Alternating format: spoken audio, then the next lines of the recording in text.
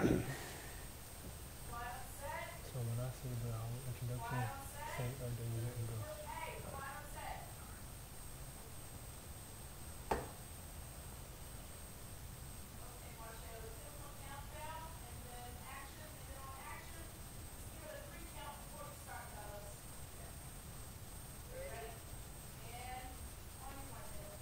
Five, four, three. Good morning, everyone, and welcome back to Panther Sports Zone. I'm Leon Brown. I'm Zach Collins. And I'm David Smith. Hey, we had an interesting weekend, whether it was sports, baseball, football, college. Speaking of college, let's go right into the PV sports. The volleyball team faced Huston Tilliston, and lost 2 out of the 3 sets. PV women's soccer team faced Jackson State and came out with a win, 1-0. Shout out to the girls, the senior day. It was kind of an emotional thing. And then the big game, the football team came out with a win. You're on the football team. Talk about what was different from the previous years. The difference between this year and last year is just the feeling overall. Like going into the game, like last year we was just talking like so much. Like we caught them in the tunnel and we was just yelling. This year we just walked straight down and they was talking to us, and it was just so different. Like the atmosphere just around the game, like we just knew we was gonna win. And then going into the game, like we was getting penalties.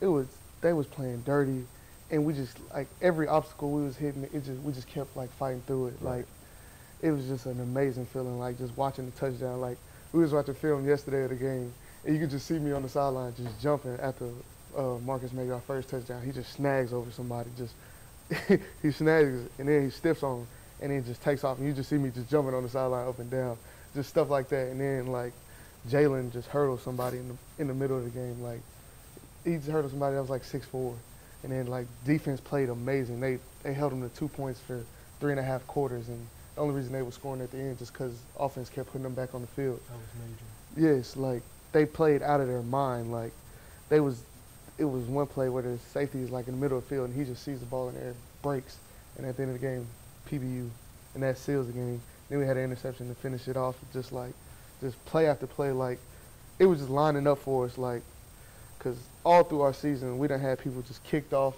the team, Right. like we just suspensions, like all type of things, like and then just for us to like this is the turning point within our season, because now we're going into the thick of conference play, and then we got our biggest monkey off our back, and now everybody on campus, everybody in Dallas after the game just smiling, like Right. it's just a feeling like you can't describe, and it's something like I won't forget, just because that's something that like that sticks out to it's not just for us, it's not just for people that was playing, it's not just for people that was coaching, not people that was at the game. That's like for PV itself, Right. and that's really like what it's all about, like representing your school for something that means more than just you. I think the next question I think that everybody has in the Panther community is what's next. I know it was a big game. I mean, we done lost to Grambling 4 years in a row, and you got that losing streak. We also ended Grambling conference losing streak. They was on a 26 Game winning streak. So Yeah. I think that was a major point for PV as well. But I guess what's next? It's the changing of the tides to where it's like now we get this one hurdle we got out of it. So now our next hurdle is, if you remember last year we played Southern. That was a close game. Yeah.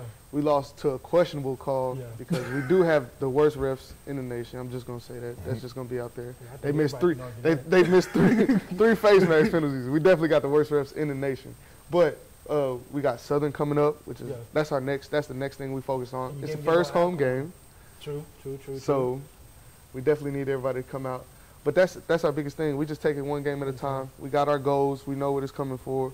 But right now our main focus is, like I said, Southern University, which we got our work cut out for us.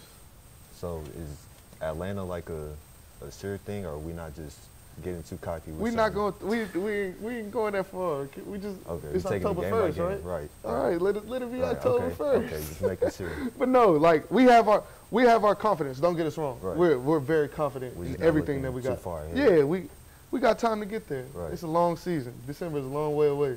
We just started October. Everybody know now. Go ahead and start purchasing your tickets now. because I bet you we will be there. Yeah. Also, the men's golf team had a tournament. They won the Black College Hall of Fame tournament this past weekend. They're really a sleeper team sport that really doesn't get much attention on campus. Yeah, that's definitely true. Yeah, definitely true. They won the SWAC tournament last year. Yeah. And just a quick tidbit about their coach. Anytime I see this man, like he don't know my name, he don't know who I am, but he gonna have a 3-minute conversation with me every day. Like in the summer we was on, in the summer it's just football team, like everybody that plays sports, that's the only people that's there. And he just see us every day at the workout, just talking to us, just saying like it's all gonna pay off, it's all gonna work out. And just looking at him and what he's doing with his team, like it makes sense because like I said, he's there every day at the facility. We share the facility with them. And it's just like you could just see like him being as how his purpose, how he is as a person. It spoils over into his team, and hey, they just continued on what they was doing last year. And they got good success, so we hopefully see great things from them for the rest of the season. And also, we got it's another volleyball game tonight and tomorrow that we can look forward to. I think they play, I'm not mistaken, Jackson tonight, and then they play Southern tomorrow. Okay, so be on the lookout for that. Going into pro sports, we're going to start off with the MLB. Had some bittersweet news, actually. We had some legends retire. I was kind of brokenhearted. We had David Wright retire, who's been a long-time third baseman for the New York Mets, won a lot of accolades. Unfortunately, never got a ring. Joe Mauer retired, the only American League catcher to win a batting title ever, and he's done that 3 times. So that's amazing. Yeah, that's an automatic Hall of Fame right there. Yeah. And Adrian Beltre retired, the longtime third baseman for Texas Rangers, excuse me. So also we got some tiebreakers coming up that actually played right after the show. We got the Colorado Rockies facing the Los Angeles Dodgers and the Milwaukee Brewers facing the Cubs. So is Puig still a thing for the Dodgers? Yeah. He actually had a good year this year. Okay. Yeah. Because I'm obviously busy, right? So I'm just trying to focus and make sure. Like I remember he had a big year in like 2015. Yeah. So I just wanted to make sure he was real good. And then who you taking for the Oakland A's and the Yankees? Honestly, I want to say the Athletics, but I know the Yankees, depending if they play at home, it's tough to win out of there, especially if they have Luis Cervino pitching.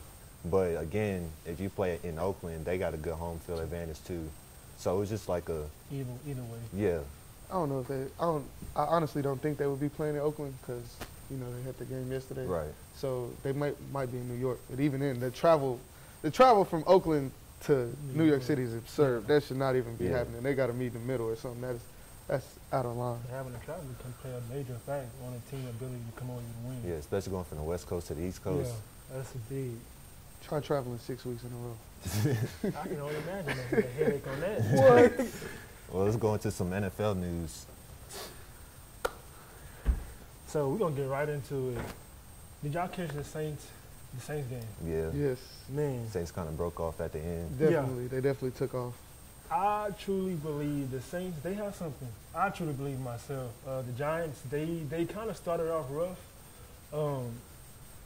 Odell, he had some good catches overall. I feel like they had him locked down pretty much the entire game.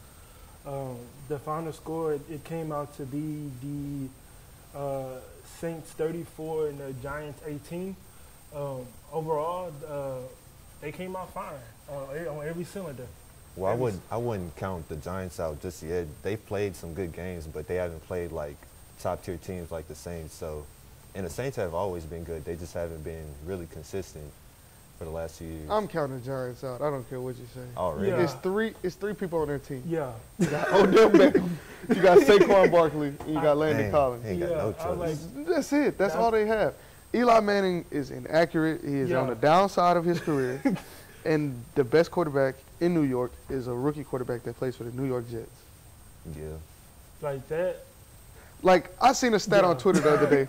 They said he's thrown 24 passes to Odell that's been uncatchable. Yeah, excuse me, but like yesterday's game, like when Odell had some good catches, but overall, like it was off. Like you can tell that Manning was off the entire game, and the Saints they took what the Giants was giving them and they ran with it. Definitely. And you can't allow a team like the Saints to know your weakness and because they gonna recognize your weakness and they gonna take exploit it. Yeah, They're definitely gonna exploit it. And that's exactly what they did. And something we don't talk about enough is how good of a running back Alvin Kamara is. Yeah, that man had a career. I will be the first one to say I was wrong because I was like, why are they? It's only his second year, right? Yeah, like I was like, he left Alabama. It must have been for a reason. He went JUCO, then he went to Tennessee, and then he got picked in like second or third round. Right. I didn't think he was gonna pan out the way he did, but he is balling. Like he had 19 carries and 134 rushing yards with 3 TDs. Even with one game. The 143 rushing yards, it kind of that don't really. If you didn't watch the game, the 143 rushing yards is kind of misleading because he did. It seemed like he had more than that. Yeah, no, it did, but it was like. It was one long run. I want to say he had. It was the last touchdown right before the game was over with. Like he's fast, but on camera it don't look like he's fast. I was just about to say that. But he does not look like he's running. Yeah. He's just gliding across the field. That's all he does. He glides across the field. I was just like, when he breaks open, that's it. I feel like any secondary that try to catch him after that, once he get past that second level, that's it. He's taking it to the house. And that's exactly what he did. He's moving so fast it doesn't even look like he's moving. Yeah, no. And then so we're gonna swing over to the Texas Colts. Finally got a dub. I think that was kind of an easy win, but even then they played the Colts. They went into the overtime, so I feel like we still got some struggles. I wouldn't say it was easy. I feel like it was kind of both teams was equal out, but I mean both teams is equally on paper we're not equal. Bottom. I mean, yeah, but I feel like it's coaching to me. They gotta get that dude out of there. Yeah, Bill O'Brien. I don't know what he's doing. That ain't garbage. Man, I finally seen the Texans actually play. Like, I actually finally seen them play like a team I think everybody really wanted them to play like. Right. Deshaun, he had a real good game. The wide receivers, they all pretty much had Kiki Cootie definitely had, I think it was 11 catches. He had over 100 yards. That's outstanding. He broke the Texas receiving rookie record, so he definitely had a good game. Yeah, like, I mean, they had an outstanding performance. I feel like it's some key components that still need to be like worked and tweaked out, but to me, I felt like it was a pretty good showing from the Texans. Their offensive line definitely did way better than what they have been doing the previous weeks. I just hope that they can just keep building it together and just find the avenue that they need to get back on that winning streak. So is everybody off the Andrew Luck hype? They've been off the Andrew Luck hype I don't want to talk after his about first year. Next topic. The Browns and Raiders. Baker Mayfield got his first start. He did, in my opinion, I think he did pretty good until he got to overtime. He made that bad throw. I think everybody is in the hype of. I ain't gonna lie, that's my dude. Not everybody in the hype. He was talking all last week. I mean, what you mean? That's my guy, and he's doing what he's doing, but the mistakes that he made late in overtime, you can't do stuff like that. I know everyone was saying that, he's been in this predicament before in the college level. College and NFL is two different stages. Things. And when you're late in overtime like that, trying to win, you can't make mental passes like you were doing. That last interception that he threw in overtime that let the Raiders go down and kick that winning field goal, that was a mistake that he should never made. You can't just force passes like that in the secondary. Right. Let's start where we need to start. Yo. We scored 42 points, Leon. Leon, we scored 42 points. The game shouldn't have been close. We scored 42 points. All right, that's the most points the Browns have scored in 11 years. And that's the 11 years. But I forgot that's the same amount of points the Raiders scored, and I don't think they have ever scored that many points. Exactly. So it's not Baker Mayfield's fault. The game shouldn't have lasted this long. The game should have been over in the first 4 quarters that we were given. All right, our defense shouldn't have given that. Our defense had turnovers. They had sacks, but it just wasn't. This game is on the defense. I'm gonna blame it on the defense because from what I seen. I started the game. We was winning before I went to workouts. Yeah. Came back from workouts. The game is tied. I'm mad. I'm in the locker room upset because why is the game tied? And he threw the interception late, but it's a lot that leads up to that. He shouldn't have been put in that predicament. You don't put a rookie quarterback into that predicament when you have a veteran-led defense like he does. I mean, that is true. So, I mean, it goes back to how the defense performance then. Exactly. And this overshadows Nick Chubb's game where he has 3 carries and he had 104 yards and 2 touchdowns. 3 carries? That's 3 carries. That's crazy. Yeah. The only reason he gets in the game is because Carlos Hyde taps his helmet and is like, I need 1 break. And as soon as he comes in the He game, about to lose his job. gone. Yeah, definitely. Gone. 3 carries. I mean, I feel like it's a lot that they're going to take away from that game. I bet you when they're looking over film and just going over all the missed opportunities that they had. Because it was plenty of opportunities that they had to go up and win. We don't need more But victories. when you're in a predicament like that, you got to know what to do. They got to finish it. They got to That's finish. basically, and when you can't finish, it's a lot of questions. Like, I don't think we fully blame him for that. I wouldn't fully blame him. I feel like it's both him and the defense. But I mean, hey, yeah. All right, staying in the topic of the NFL, remember last Wednesday, Leon, we talked about the Steelers and their system and what's going on with them. Yeah, man, it's a lot. Yeah, They still, they're openly looking for buyers for Le'Veon Bell. Oh, really? Yeah, so obviously the morale of the team is kind of down. Earl Thomas, excuse me. Have y'all seen what happened with him? He got injured. He got injured and he flicked off the team while getting carted off. Did he get fined? It ain't came I out did yet. like that. Did he get fined? It hasn't came out yet. The league week starts on Tuesday, so if he gets fined, it's coming out on Tuesday. Okay, that's But he doesn't deserve to get fined. You gotta go. Coming from a listen. What do you think about it? This is a completely different game. Right now in college, this is purely based off of we all play as a team. Right. When you're in the league, it is about yourself. And I mean, Especially when you're on a team that's like, as of right now, it doesn't look like they're going to the playoffs. They won that game, but they were playing the Cardinals. The Cardinals are like 1-3, 0-4. They're not going to the playoffs neither. This scenario is the reason why he held out all summer. The reason why he said last week, I'm not going to practice Monday, Tuesday, Wednesday if I don't feel like it. I don't care if it's a headache. I don't care if it's my ankle is barely throbbing. He said he's not going to put himself at a disadvantage, and look at what happened.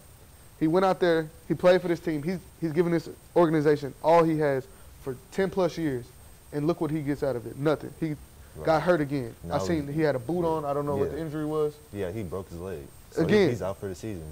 So not only does he not get the money he wanted, then he's not getting paid for what he wants. I mean, I get that, and I totally understand that. But I feel like you shouldn't flick off your teammates like that. He's not flicking them off. He's flicking off Pete Carroll. He's flicking off the Seahawks organization. If that's the case, then go to the office then. Flick them off. They're not there. Don't just sit up here and flick off the whole team like, oh, it's all y'all fault. Like the people, like you can see on the sideline, like the Cardinals are like dapping him up. They understand what he's fighting for. You got to understand what he's not.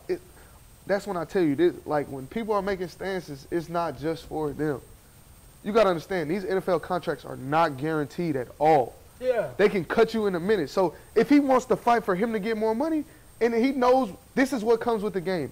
Injuries in football are synonymous. You're going to get hurt one day. Yeah. And this is his 3rd major injury. He wanted his payday. And if they didn't want to pay that man, they should have shipped him to Dallas like he'd been begging for. At the end of the game last year, what did he do at Dallas? He said, please come get me. Did he not? When he got the interception against Dallas last week, what did he do? He bowed at them. He said, please come get me. You could have had this. I just believe, I mean, I totally get everything you're saying, but I feel like he should take another route in handling that situation. I feel his frustration. I'll be like that too. Yes. I mean, yeah, but and you got to think about it. All the defense he won that Super Bowl with, that's not there no more. Both of them runs, he's the there. last piece. I know. He brings the championship wisdom to that defense. It's his defense. I get and you don't want to pay the leader? Me personally, I just, think that, hey, that's me. No, Leah, he's not wrong. That's me. Speaking of defense, let's talk about the Bears. Well, actually, we're going to have to get into that Wednesday because we kind of out of time, so. Man, it was a great show. We will see y'all this Wednesday.